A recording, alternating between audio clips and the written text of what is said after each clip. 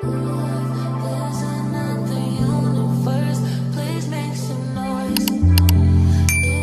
my little raggities, what is up? How are y'all doing? How are y'all feeling today? If you are new here, I am Rayna Swan and I am your new book bestie. Hello. So today we are going to be doing a little monthly wrap up. Y'all, I promise y'all I did not want to do this video. I did not. I wasn't even gonna do it, but I was like, you know what? You might change your mind next week. And who wants to be doing a monthly wrap up in the middle of the month? Who does that? So I did create this new series that I'm doing on Instagram over there at Rayna.Swan. If you're not following me on Instagram, you should be. But I think a lot of y'all are. So I did start a new series called Check It Out or Throw It Out. So for the month of March, I read 9 books. So let's get into it because we don't have no time to waste, okay? So the first book that I read last month was Along Came a Spider. I feel like I talked about this already with you guys, but I read this because I really love the Alex Cross series that is on Prime. So I wanted to get into the book. Now, most people say like the books are better than like the movies and the TV shows and this and that. And while this did live up to the TV series, I actually enjoyed the TV series a lot better.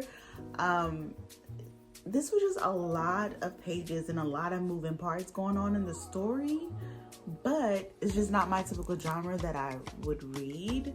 Like don't get me wrong, I love a good detective, a little investigative novel here and there.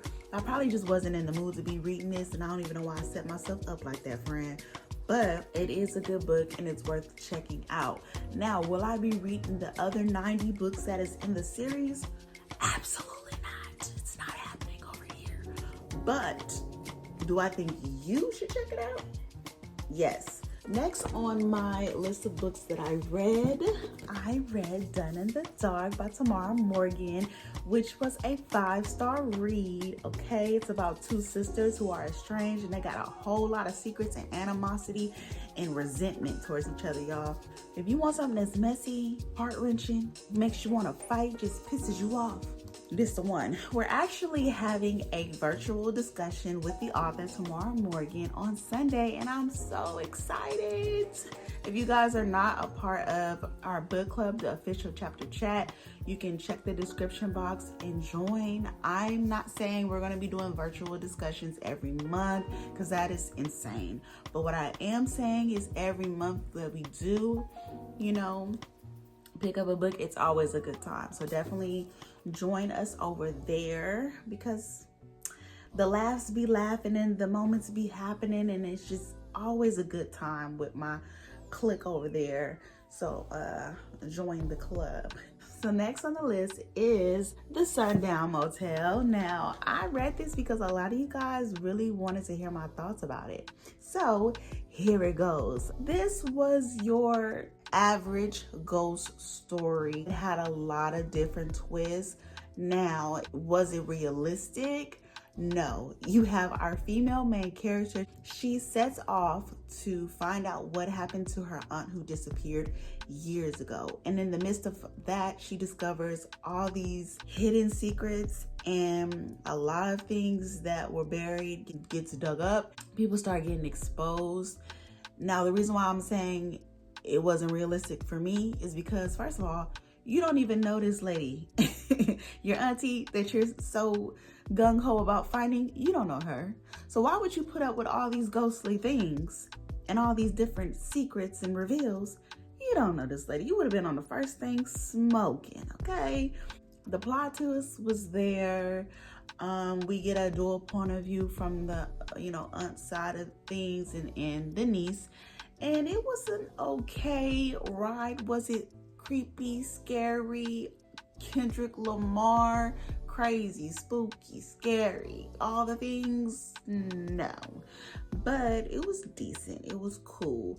Now, you should check this out if you like good ghost stories. If you're not really into ghost stories, or if horror is not really your thing, I would say you could pass up on this. And I don't even think this is a YA book, but it was given very much YA.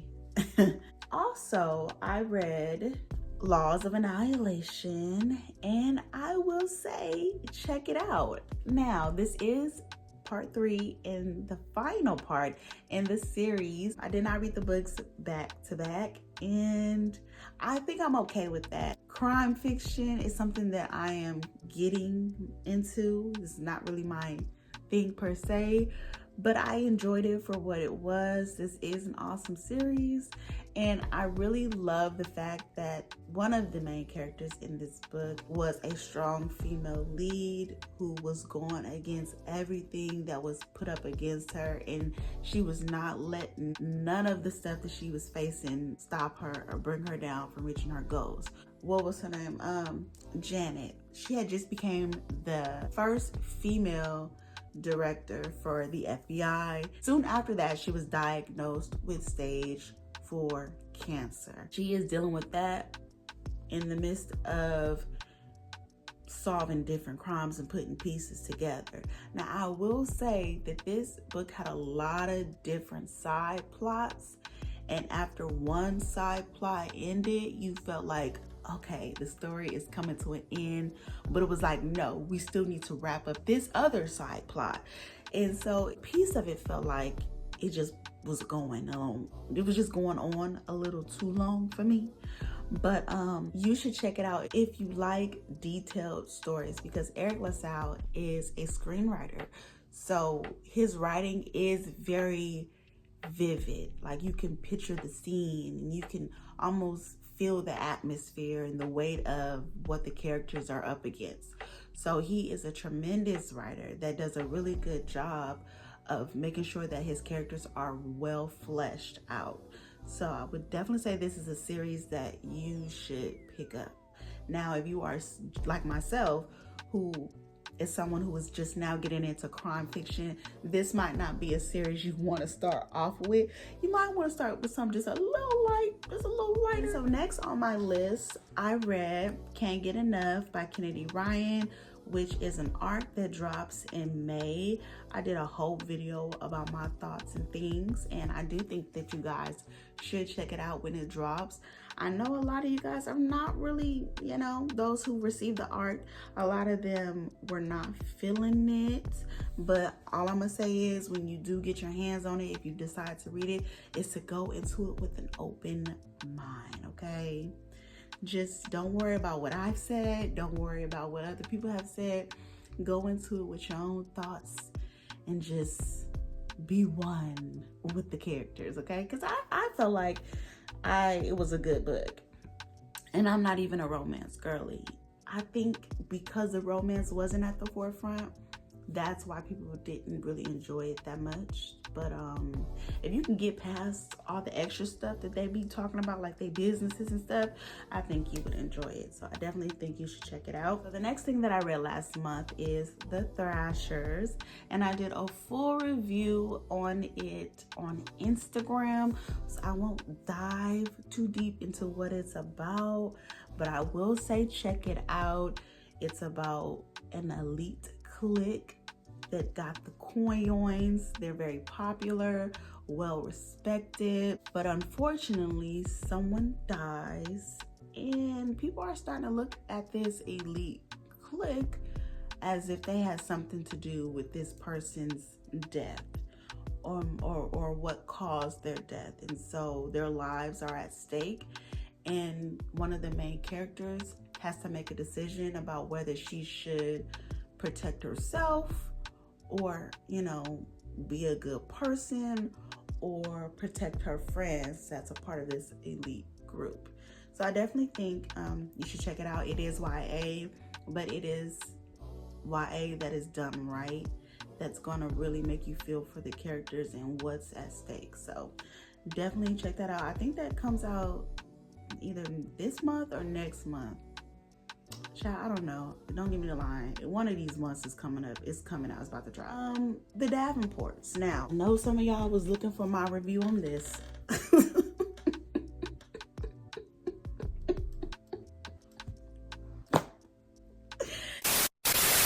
honestly, y'all, you could throw it out.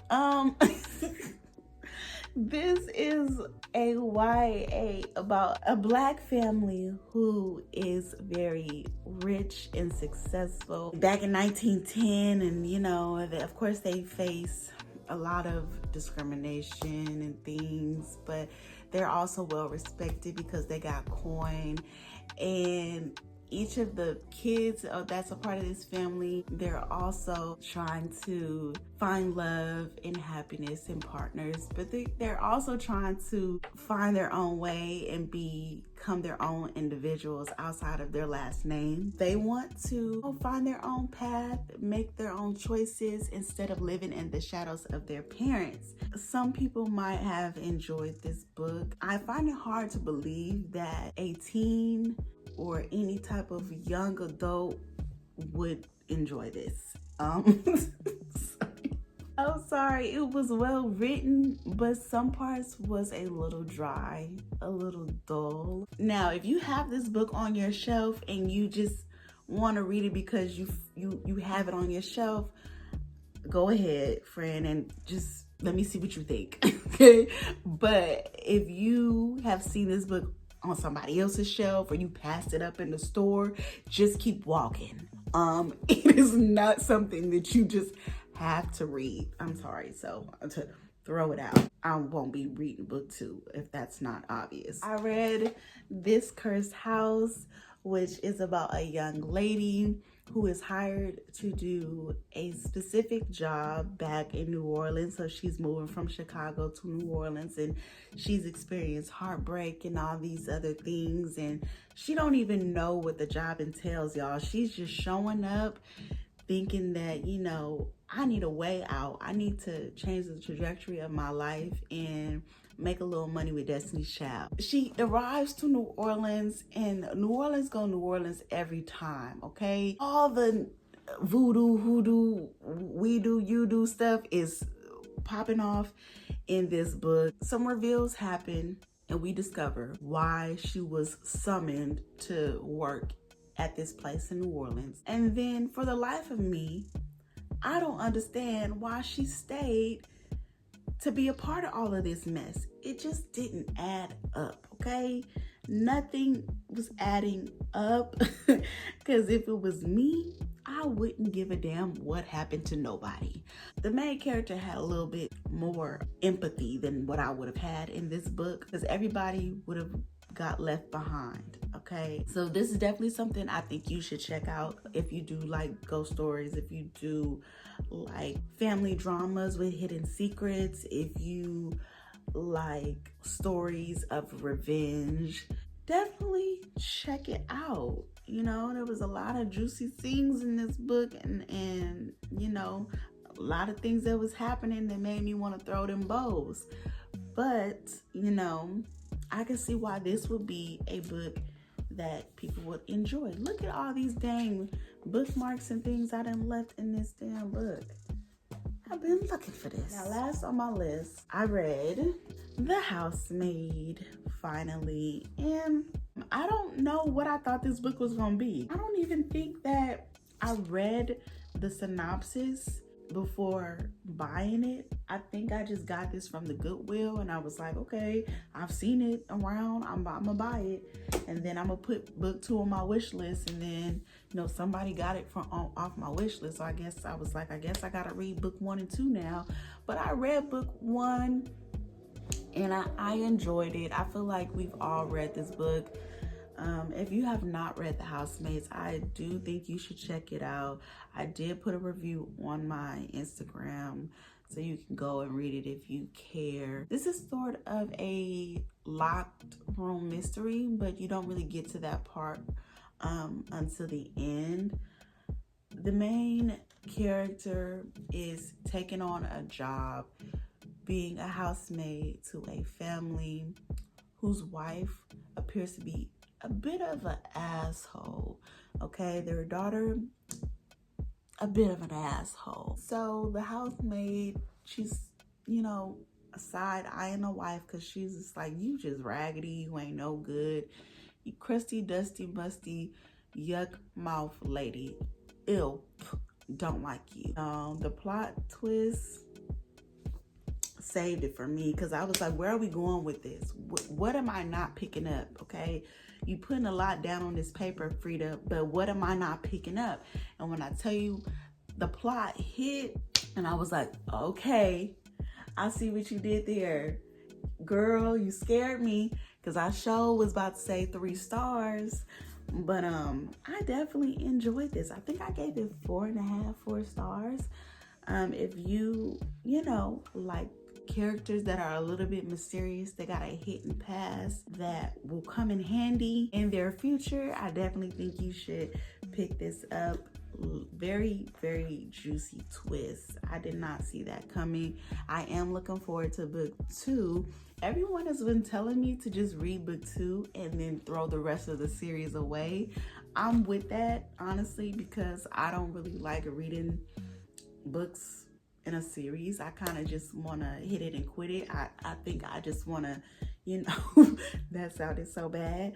I'm just a person that, you know, wants to see what the characters are about and then move on to the next. I don't really want to keep on keeping on up with the same characters. I don't know why I'm like that, you know. It has to be, you know what? It has to be a really good book. It cannot be a book that's just okay. Because if the book is just okay, I'm really not going to care to continue on with the series. But if you can reel me in with the very first book and keep the momentum for the second,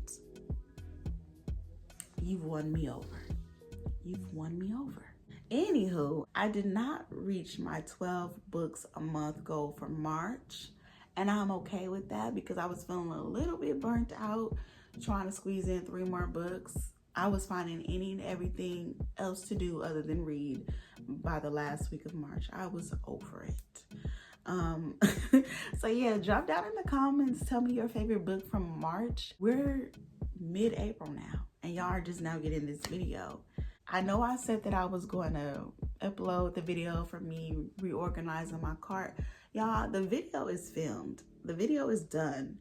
I just said I just could not put this video off another week because that would just be crazy. So, yeah. Also, I don't know if I should do a monthly hopefuls video. I feel like this month I've just been going with the flow. I've already finished 1 book. I'm trying to work my way through another. I told somebody I was going to start another book Saturday. You know, I don't know, y'all. I don't know. But anywho, if you want a monthly hopefuls video of all the books I plan on reading this month, drop down in the comments and let me know. And I will see you guys Wednesday. Okay? Bye.